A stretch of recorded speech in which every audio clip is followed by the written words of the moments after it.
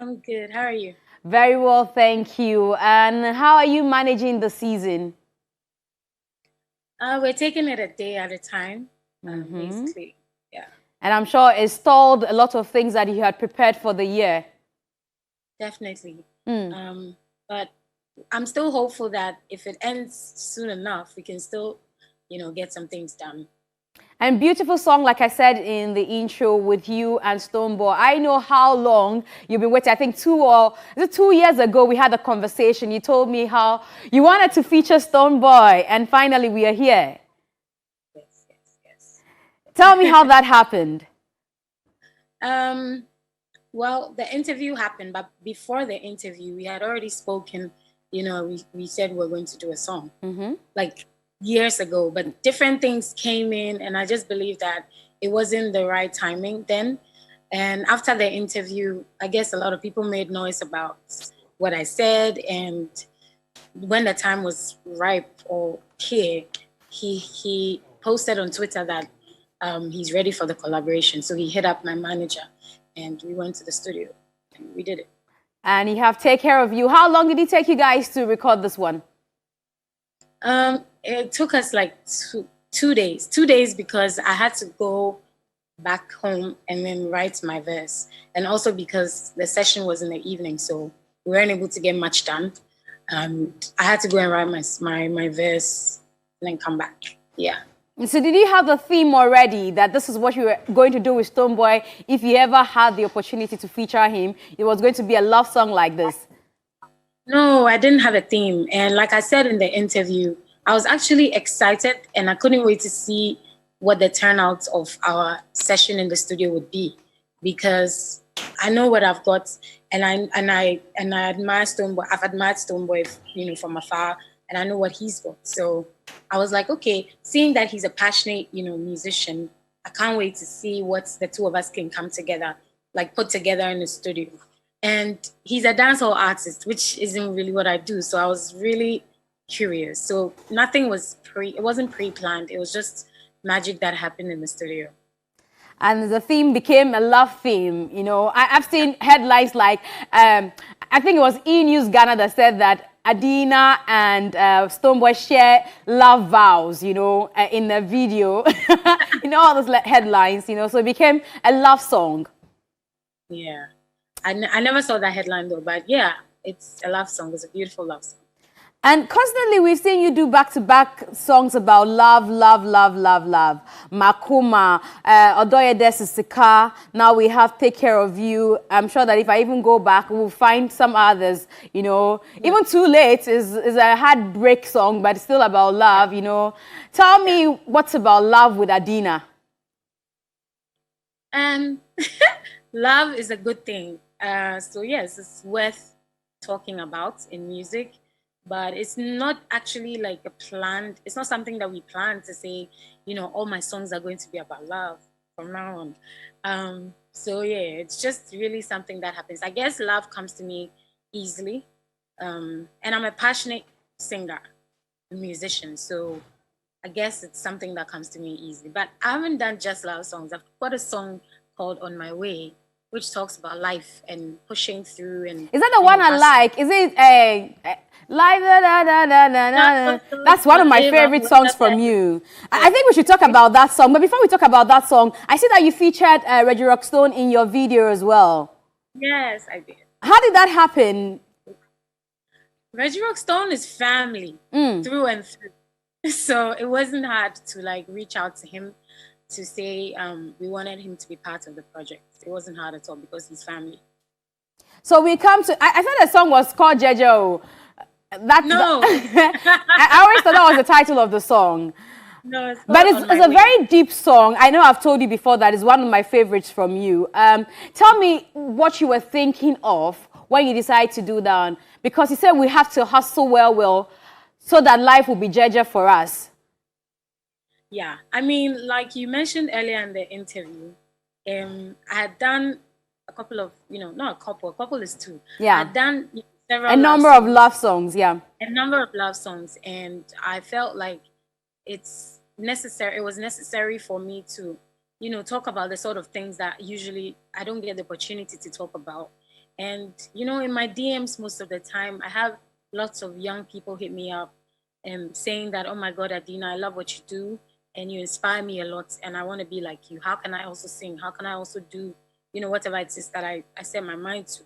So I felt like I don't have the opportunity. Well, I do have the opportunity through music, but I'm not able to make, say, a post or several posts on my social media to say, if you want to be like me or if you want to pursue your dreams, this so and so is what you got to do.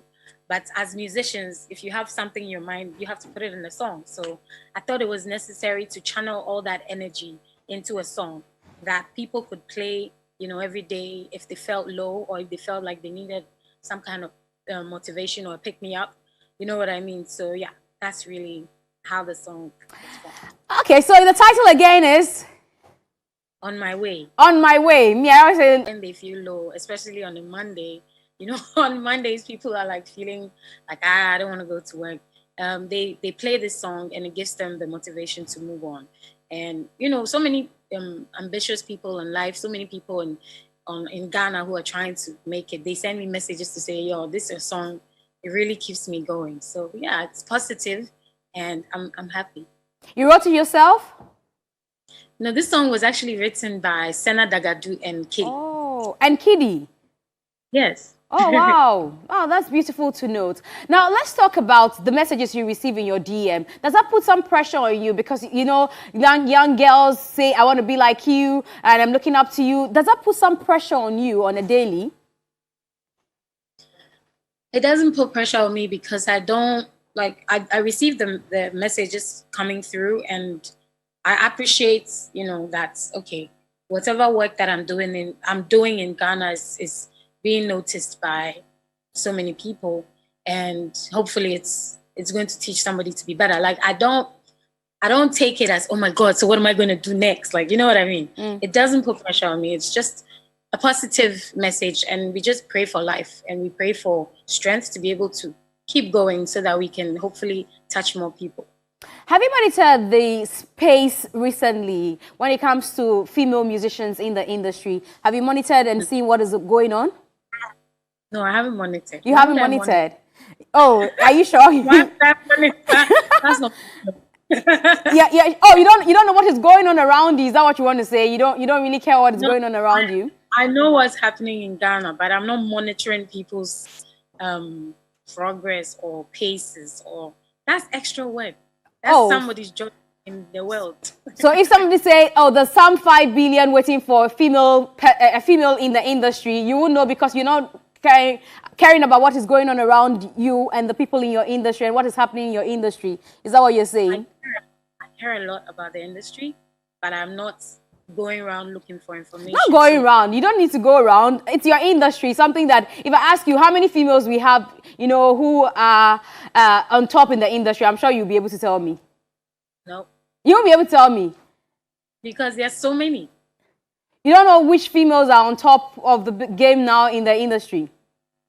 No, I believe that every female pushing right now is doing their best. And to me, that qualifies as them being on top.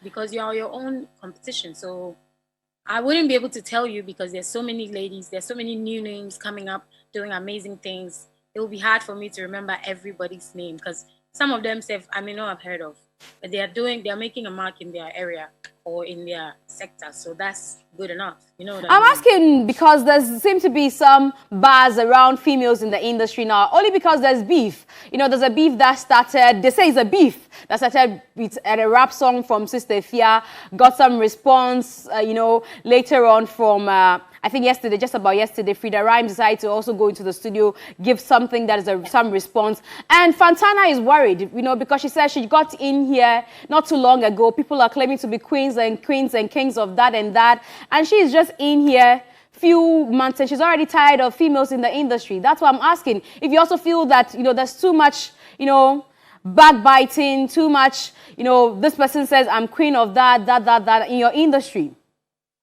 I don't think there's negativity in the female industry, and I think it's been cool for a very long time. We haven't really had issues. And I was laughing when you were talking because me, if I don't go on, maybe if somebody doesn't send me a link, I don't know what's happening. So it's funny because this is news. You're telling me.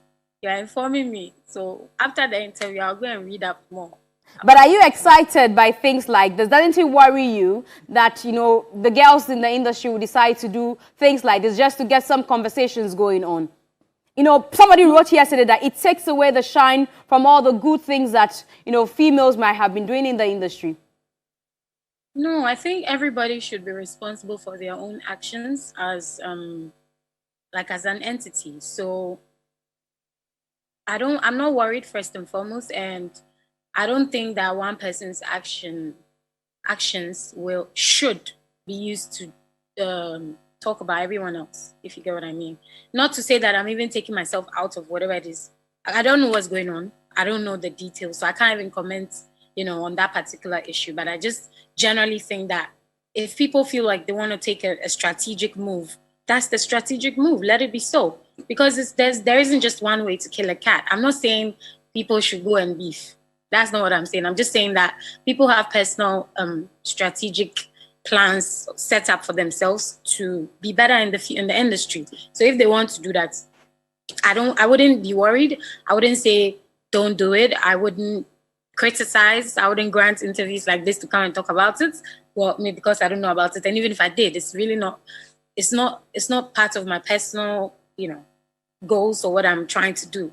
Everybody's doing what they're doing, man. If it's successful, I'm happy for everybody. That's really it. Like, minimum. Well, since is that a new song you're about to release or something? No, it's something that I say with my friends. If you give me new information, then I'll give you fans and say, me. Oh, okay. And you're mature, pa. But is there a kind of strategy that you ever consider, since it gets a lot of attention, where you decide to throw a jab at somebody to get the attention, and then your song is trending and people are talking about Adina and all that?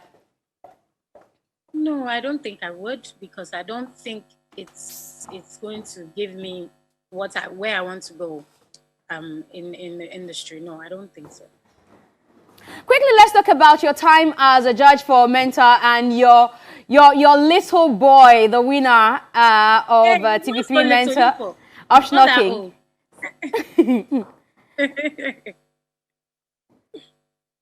Yeah. What about him?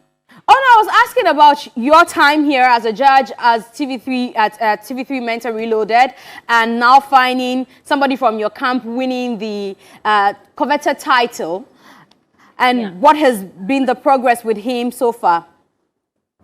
It was a beautiful moment for me as an artist right now, still doing things, to be able to impact some knowledge, a little bit of my experience into people.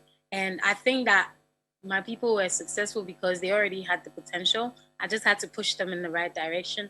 And it was a beautiful experience. I'm really honored to have been able to do something like that. And I'm so happy that someone from my team won.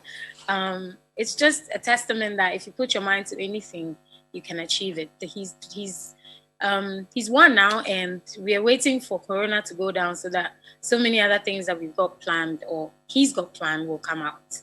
I'm happy for him. I'm happy that he's won a 2-bedroom house. It's not easy for people in Ghana now to be able to acquire something like that. And he worked really hard, as you all know, and I'm proud of him.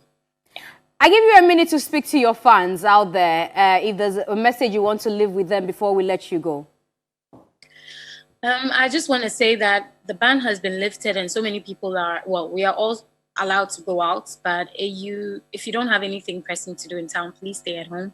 Keep washing your hands. Don't forget your sanitizers if you have to go out, and please, let's stay safe. Coronavirus is real. I know that now that we are out, it feels like, you know, the vibe is gone down, so nobody's really talking about it, but it's really, really there, and the numbers are going up. So let's stay safe. Let's stay protected, and I love you guys. Please stay alive. I need you alive. We love you too, and stay alive for us. We can't wait to hear another one beyond Take Care of You from you, Adina. Thank you for joining us this morning. Thank you for having me. All right, and that's Adina.